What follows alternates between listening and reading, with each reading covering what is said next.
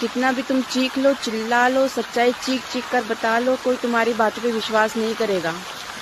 और दूसरी तरफ जो मक्खन लगा करके, चाशनी लगा करके तलवे चाटने वाले, चापलूसी करने वाले झूठ को ऐसा तुम्हारे सामने परोस दोगे, लोग उसे तुरंत मान लेंगे कि ये सच है। यही है दुनिया का दस्तूर। इसीलिए किसी के सामने साबित करने की कोई ज़रूरत नहीं है कि हम सही हैं या गलत हैं। अपना टाइम मत वेस्ट कर लिए, क्योंकि ये दुनिया है साहब, उसको वही अच्छा लगता है जो वो सुनना चाहता है।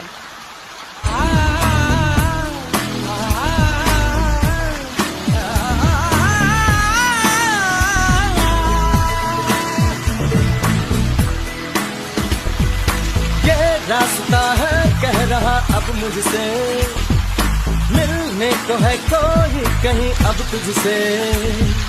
ये रास्ता है।